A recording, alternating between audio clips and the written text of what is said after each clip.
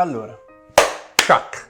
Chuck Ci serve... Siddiq. Allora, il Chuck in realtà, finalmente lo posso spiegare anche al... Vabbè, il regista già lo sa. No, il Chuck non è un vezzo. Serve al montaggio. Sì. Vabbè, tu sei un esperto di cinema. Vabbè, io amo il Sei cinema. stato un attore, no? No, ho coprodotto un cortometraggio un po' di anni fa, Vabbè. per divertimento, per passione.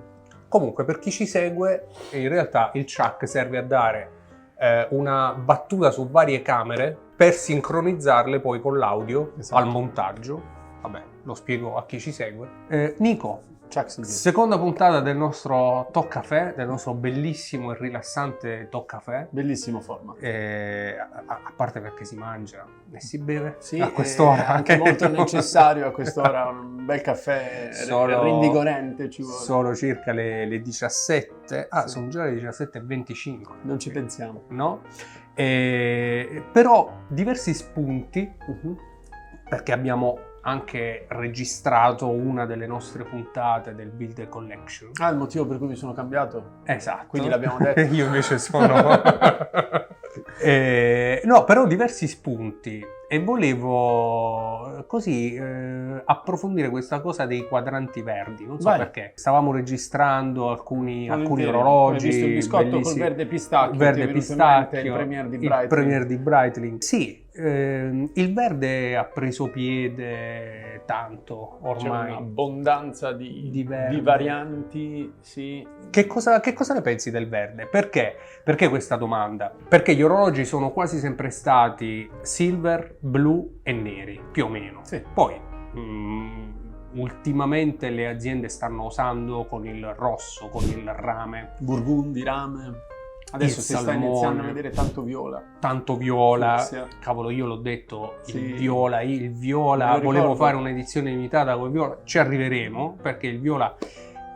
questo verde però è diventato classico, cioè ormai chiunque fa un orologio verde Sì. in varie tonalità. Che cosa ne pensi? A futuro Guarda, diventerà... Io azzardo a ipotizzare che può essere un trend che è partito dagli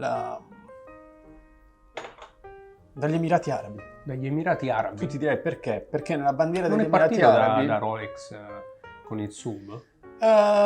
Diciamo che Rolex il Submariner col quadrante verde l'ha sempre fatto a prescindere, però poi per un periodo ci sono state diverse maison che realizzavano quadranti verdi esclusivamente per i mercati arabi. Quindi Ah, ok. Beh, vabbè, sono dettagli che conosci tu, insomma, Sì. da insider. sì, non voglio dire, ecco perché dicevo azzardo un'ipotesi, però essendo stato da sempre un mercato di grande peso, quello degli Emirati Arabi, Certo. è plausibile che tante aziende abbiano cominciato a realizzare i propri quadranti verdi per affascinare anche un po' quel mercato lì. È chiaro che è un tipo di verde e uno soltanto.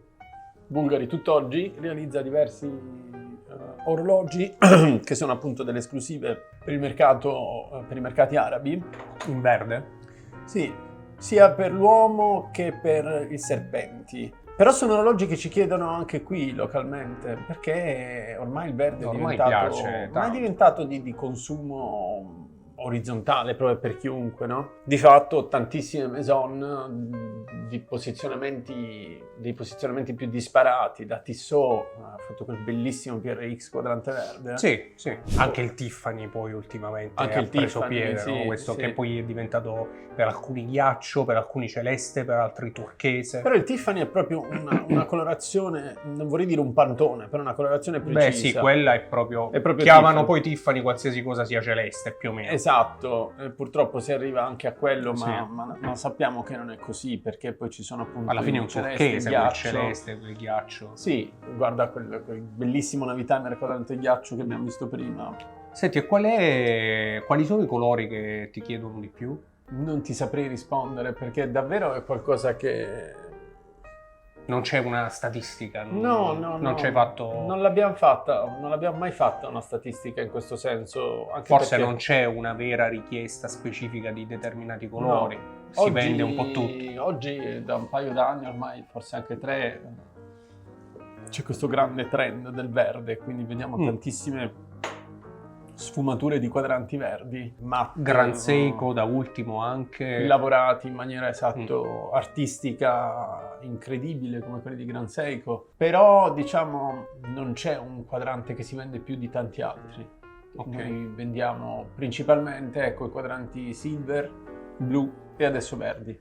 Ecco, classici. Potrei dirti che i quadranti scuri magari vanno un po' meno, i quadranti neri, i quadranti grigi. A me piacciono molto. A me piacciono molto i quadranti scuri. Anche a me tantissimo, infatti la maggior parte dei miei orologi tutto scuro. Sì. Addirittura non ha solo il quadrante nero ma anche la cassa. È vero, tu ne hai diversi. Sì. È vero, non ci avevo fatto caso. Il nero è un colore rassicurante, a me piace tantissimo anche nella moda, nell'abbigliamento. Però stiamo assistendo oggi in questo mercato, e tu lo sai bene, ne vedi di pazzie e ne racconti anche tantissimo in tutti i tuoi format interessantissimi. C'è di tutto. Adesso si sta cavalcando tanto anche l'onda degli scheletrati, no? Sì. Che piacciono tantissimo, che siano open work o scheletrati veri e propri. Poi ci sono anche come li definiscono alcuni, gli scrambler, cioè? Sono proprio essenziali, no? Dove quasi tutto il movimento è raggruppato su degli assi, dove poi tu vedi quasi collegati i punti periferici del quadrante. E lì nascosto c'è il movimento. Un po' alla Richard Mille. Bravissimo. Che fa quei movimenti sospesi all'interno della cassa. O sull'asse verticale, come usava fare anche Vincent Calabrese con il Golden Bridge di Corum. Di Corum, bravissimo. No, stavo pensando anche al Tre Ponti, ma quello del Tre Ponti Girare Perregò è un'altra cosa. Però no, l'hai preso in più. Il Golden Bridge. Bravo. Sì. Tra l'altro vincitore di brevetti, di premi, di brevettato. Sì. Bel lavoro quello. Che quello ha la ricarica verticale. Non so se te lo ricordi.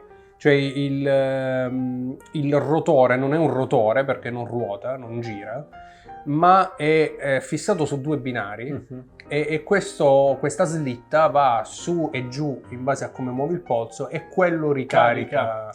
Fece una roba del genere anche Dagoyer con un orologio che se non sbaglio si chiamava Pendulum su Cassa Monaco, una cosa estrema. Sì, estrema. Degli esperimenti che faceva, c'era ancora la fiera di Basilea e ogni tanto Tag dava queste dimostrazioni di grande originalità manifatturiera.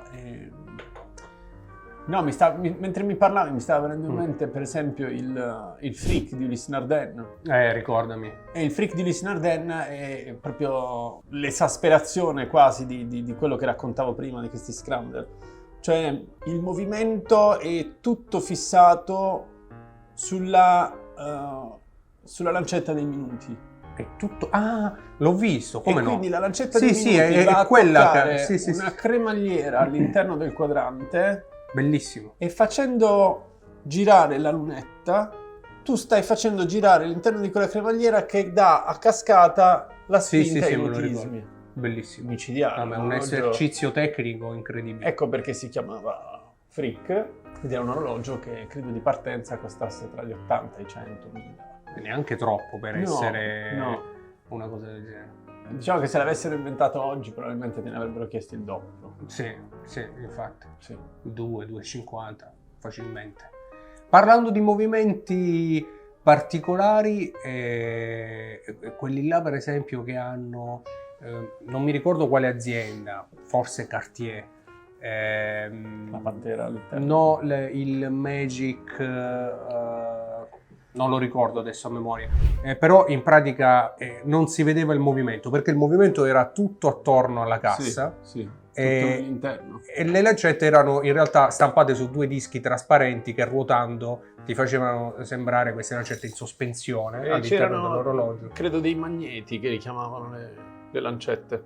Cioè nell'interno... Non ho mai saputo, lo chiamavano... Misterioso. Esatto, Qualcosa è del lui. genere. Sì. Esatto, il misterioso. Poi ha fatto una cosa del genere anche Zodiac, vabbè, poi Cartier è diventato... ha sperimentato tanto su quelle cose, su quelle complicazioni un po' inusuali. L'ultima, la pantera con i diamanti che cadono dall'alto e formano il volto della pantera, anche... bellissima. Però quella è già stata presentata forse 4-5 anni fa. Sì. Poi hanno fatto altre versioni. Diciamo, loro in quel caso hanno tutto un dipartimento di grandi complicazioni. Manifattura Cartier è una manifattura enorme, in cui c'è di tutto. C'è anche il dipartimento di arti e mestieri, ma ci puoi raccontare... come ce l'hanno anche altre manifatture. Per esempio ce l'ha anche Jaeger LeCoultre, il dipartimento di arti e mestieri. Su quello non dubito e credo che nessuno possa dubitare, però Cartier, come spesso dico anche in alcuni miei video, è sempre quasi esclusivamente associata alla gioielleria, no? Quasi come se l'orologeria di Cartier fosse, come posso dire, fossero dei gadget alla moda. Davvero ti è capitato di sentire questo? E in pochi capiscono quanto sia importante l'orologeria di Cartier. Beh, caspita, Louis Cartier è quello che ha messo per la prima volta un cinturino a un orologio da tasca e l'ha messo sul polso del suo migliore amico, che poi era un pilota d'aviazione. Alberto Santos Dumont, bravissimo. Sì. Di lì la racconto spesso questa storia del primo pilot del 1904, era il 1904. Primo orologio da polso. Sì, maschile. Sì. E lì, non so se già usava movimenti di Jaeger LeCoultre, non credo lì, però poi ha fatto largo uso anche di Cartier ha Jaeger usato LeCoultre. tantissimi calibri di Jaeger LeCoultre prima di iniziare a sviluppare i suoi. Comunque è strano che ci sia ancora tanta gente che ragioni in questo senso, un po' come dire oggi più o meno la stessa cosa con Bulgari, no? Sì, ma Bulgari è un gioielliere, fa principalmente gioielli, non c'è niente di più lontano dalla realtà, basta informarsi un po'. Bulgari ormai si comporta come È un una indipendente, grandissima hanno battuto maison. qualsiasi record, anzi parlando di Bulgari Fanno e alta di record, orologeria ormai, quindi. altissima orologeria. Parlando di Bulgari e di record, stavamo parlando della rincorsa all'orologio più sottile del bravo, mondo, sì. no? Con Richard Sì, Mille. la battaglia che si sono fatti i bulgari con quel finissimo ultra sottile, l'ultra proprio, credo che fossero L'ultra. 10 pezzi mondo. Quello con il QR sul bariletto Sì, che si esatto, vede bravissimo col QR code. Che ha la corona incassata sotto la Sì. cassa, un po' scomodina, però alla fine quello è un esercizio, credo che debba stare in una teca quell'orologio. sì, è un esercizio di stile costosissimo, molto affascinante. Già il finissimo attuale ha la chiusura integrata nel bracciale, quello ancora di più, perché ovviamente quel tipo di spessore devi poi portarlo proporzionalmente anche al bracciale, no? Certo, altrimenti è sproporzionato. Esatto, un po' come fece Bulgari, Panerai quando presentò a suo tempo, ormai anni fa, i Luminor 2, questi Luminor un po' meno militari e più civili, più urbani, no? Hanno ridotto di un 15-17% la cassa e hanno dovuto in proporzione creare dei cinturini più sottili. Certo. Alla stessa maniera, con questo finissimo Ultra, fece subito dopo Richard Mille, che ha detto, Però Richard Mille ha fatto una sottiletta, anche se poi carta di credito. è forse anche più sottile,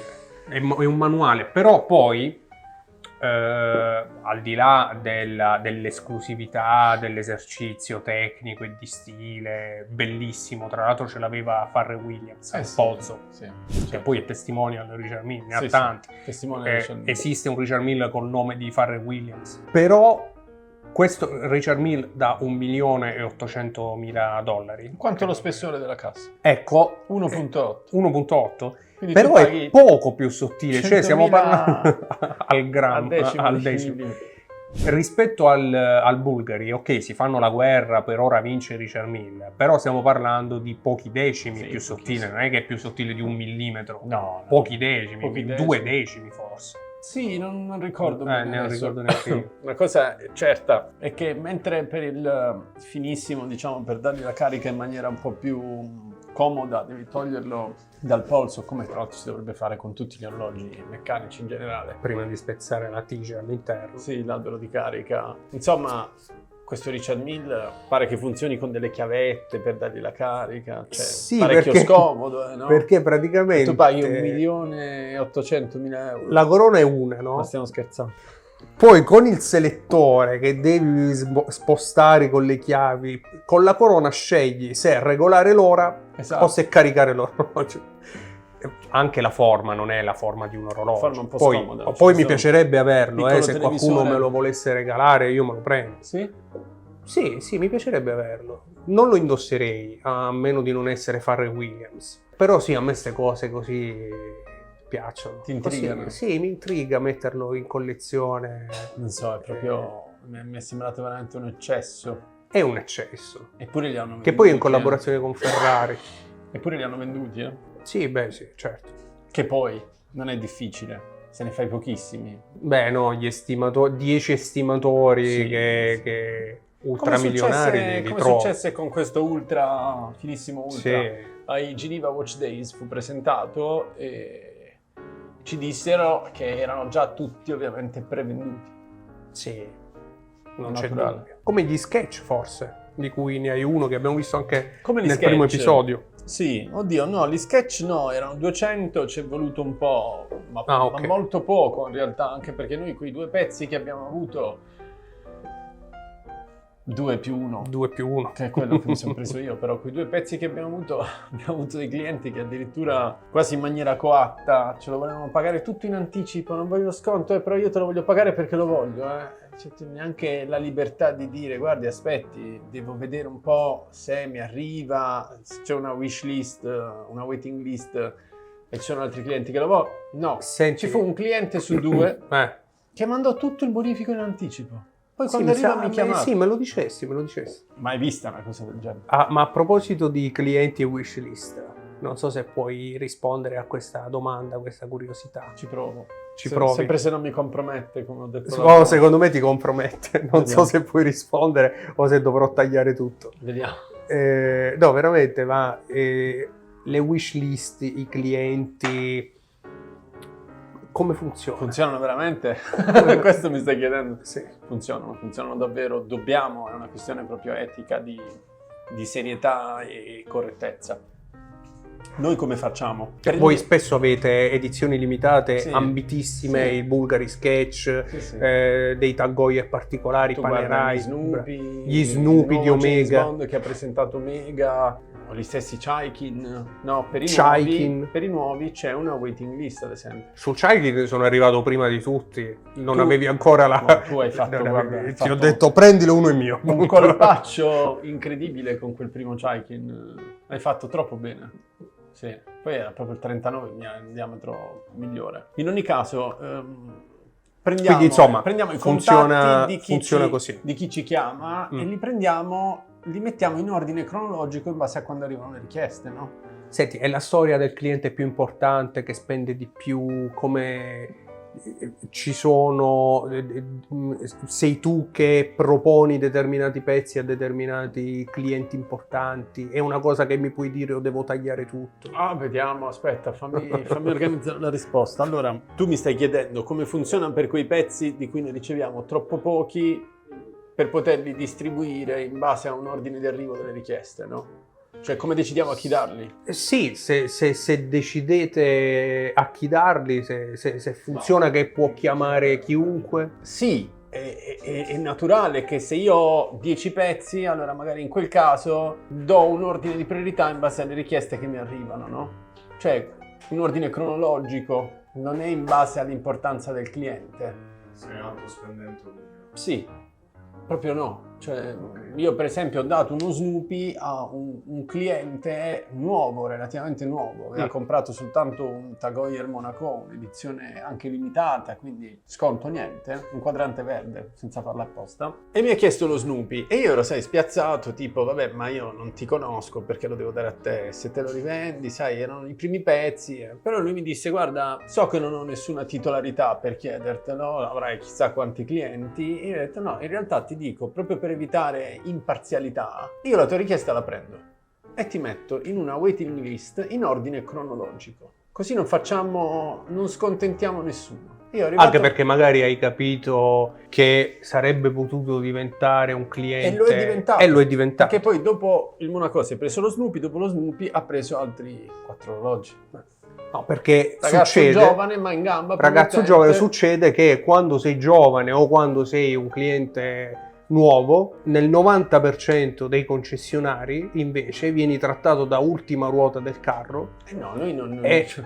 A me fa ridere questo discorso, guarda, è un po' come lavorare in base alla classe sociale del cliente che ti entra. Ma già fa ridere il concetto, ma come fai oggi nel 2023 a etichettare una persona dall'aspetto? Quello è impossibile. Come fai? Quello è impossibile. Quindi, meglio non... Ma perdi anche, immagino, dei potenziali clienti perdi importanti, clienti quindi futuri. Fai meglio a non avere alcun tipo di preconcetto, anche perché oggi questo è un settore, lo vediamo dai social network, da Instagram. I clienti che hanno anche capacità di spesa molto spesso non hanno alcun interesse a dimostrarlo, anzi. Certo. È tutto il contrario, quindi che fai? Parti No, prevenuto, giudichi e quindi tratti male un cliente, li hai persi. A noi succede spesso di guadagnare un sacco di clientela, proprio perché magari altrove vengono trattati con sufficienza o con fastidio, vengono giudicati dall'aspetto e quant'altro. È la prima cosa che... E noi siamo contenti che mi colpì. Di guadagnare questa clientela. Di noi? Di te in particolare, quando ci siamo conosciuti la prima volta. Tra Bari e Lecce tutto lo staff no, io conobbi te per la prima volta, ormai una decina d'anni fa, non so se ti ricordi l'episodio, ma... A Lecce? No, eravamo siamo qui. Conosciuti qua? Eravamo qui. Avevo un problema A me sembra che ormai ti conosco da più di 10 anni, quindi... non sono pochi 10 anni. No, lo so. Però avevo un problema con un orologio che era tra l'altro un Rolex che non hai in negozio. Nonostante questo ero giovane, più giovane, probabilmente non ero neanche ben vestito, mi presentavo con un orologio con un probabile problema che non avevo acquistato da te. Avevi tutte le carte in regola per essere cacciato. Defenestrato. Quella è la porta. Se non compri ci fai perdere tempo. No, ti dico anche che in un'altra gioielleria pochi minuti prima mi avevano defenestrato e quindi sconsolato provai a chiedere a te. Non so se te lo ricordi, ma mi facesti entrare, ci accomodammo nel laboratorio che era qui, era questo, dove siamo ora, controllammo l'orologio, nonostante i controlli i miei dubbi rimanevano, mi mandasti a nome tuo da un tuo amico tecnico, ci eravamo appena conosciuti, non ero entrato per comprare. Quindi eri nessuno ancora. Ero nessuno, mi mandasti da un tuo amico che mi risolse il problema. Poi da allora naturalmente il punto di riferimento della mia vita da appassionato Mario Mossa. No, però è una storia verissima. Posso dirti una cosa? Ammetto che io non ricordavo. Ma chissà quante ne vedi. Io non posso dimenticare una cosa del genere, poi sono diventato un affezionato cliente. Ma come fai a non essere? Sono troppo felice, guarda, mi fai super contento. Però ti devo dire che per fortuna laddove certe volte la mia memoria inciampa, perché ci sono tante di cose da ricordare, i miei collaboratori compensano. Si era affacciato prima il direttore, mi ha fatto Rolex. Rolex se lo ricordava. Si ricordava tutto lui. Sì. C'era anche lui. Aiuto da casa. Sì. Comunque... Ora il laboratorio che era qui è diventato un piano intero sopra. È una doppia stanza, diciamo, sì. L'abbiamo ampliato, abbiamo una doppia postazione con 2 tecnici adesso e abbiamo diviso l'ambiente in 2, di cui una parte è quella dove si eseguono i lavori sporchi, cosiddetti lavaggi cassa, satinature, lucidature, eccetera. Tornando al discorso di prima, che merita una quello dei clienti? Sì, merita un'aggiunta. Chiunque potrebbe essere portato a pensare che bravo, fa un discorso imparziale, consegna certe referenze pregiate e rare in base a un ordine di ricevimento delle richieste. Sì, su certe referenze, su certe altre di cui non abbiamo 10 pezzi o 5 pezzi, ma ne abbiamo magari 1 o 2. Ovviamente non posso fare così. Come ti comporti in quel caso? Ma questo è naturale, penso che chiunque a casa si mette nei miei panni, nei nostri panni. Il segreto di Pulcinella, no? Ci sono... è chiaro che lì tu se ricevi 1 o 2 pezzi devi andare a chiamare quelle persone che sai che ti hanno mostrato interesse per il pezzo. Non sono persone a cui vai a proporlo solo perché lo meritano. ti devono Certo. almeno aver dimostrato interesse e che devono essere persone però meritevoli anche, Certo. che quindi ti hanno già comprato diversi prodotti magari nell'anno in corso. Ok, quindi insomma è vero che c'è una lista, ma è anche vero allo stesso modo che dipende anche da che cosa arriva, da quanto è importante, da quanti Ci ne sono- vuoi tu in collezione e li togli dalle vetrine. Non è vero. Non è vero, non dirlo.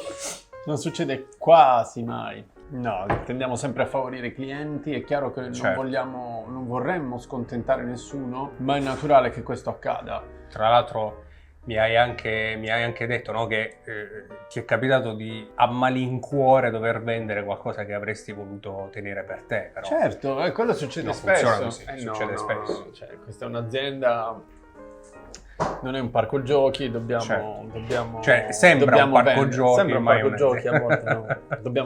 Dobbiamo vendere. Certo. Quindi col discorso che facevo prima, tendevo a creare due casi completamente distinti, cioè per quelle edizioni speciali o limitate di cui possiamo avere qualche pezzo in più, cerchiamo di fare una waiting list che funziona in ordine cronologico in base a quando sono arrivate le richieste.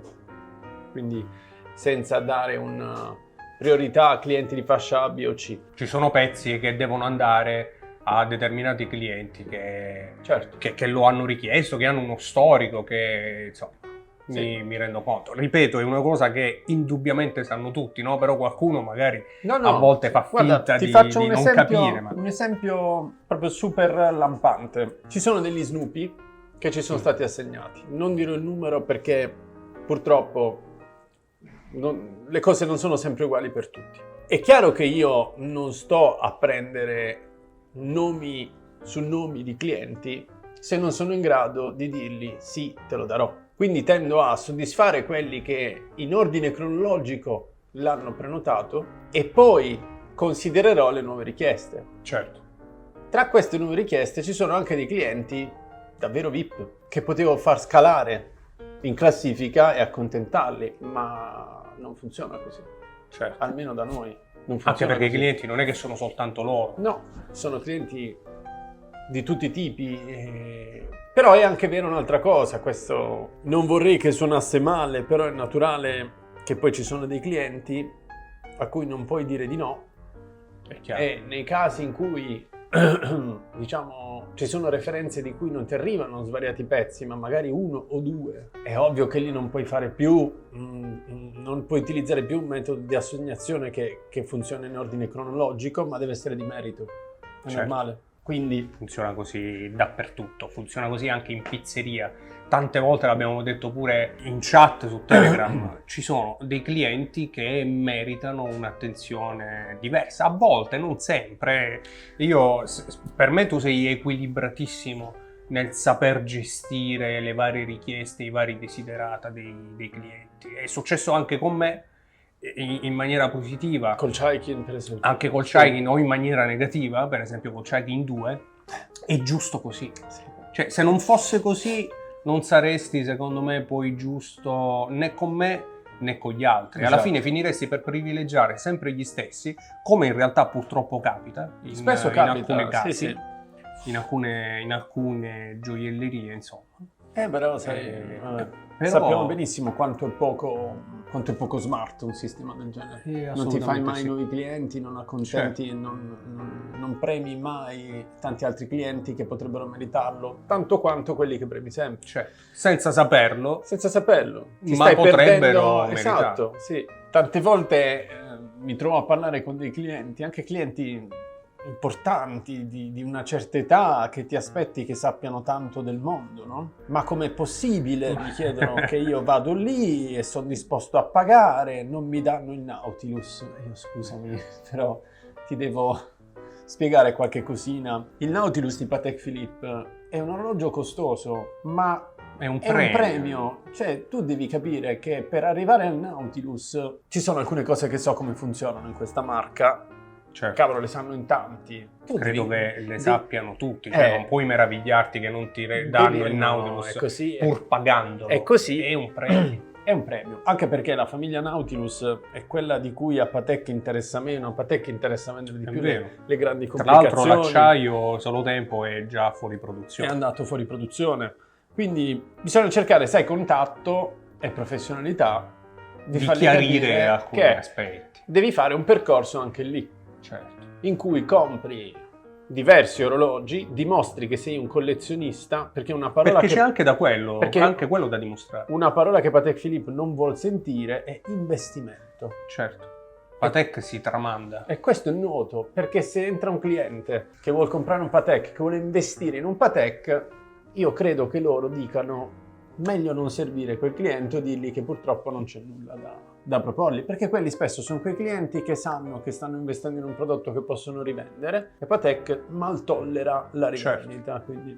Certo. Anche perché un Nautilus, se lo rivendi, è per specularci. Esatto. È difficile che Esatto. il Nautilus si venda perché non piace più. È impossibile, è l'orologio più bello del mondo, il Nautilus, quindi... Vabbè, sì, almeno- uno tra... Secondo, sì. secondo No, me no, ma anche secondo me è un orologio è quello meraviglioso. di arrivo, che poi alla fine ci arrivi e dopo 2 giorni, lo dicevamo prima, comunque vuoi altro. Però a proposito di Purtroppo questo, questo settore è così, per gli Eh, appassionati lo malati sappiamo come bene. noi, Lo non c'è sappiamo mai un orologio di arrivo e poi ci si ferma e si continua. l'exit watch in realtà non esiste. No.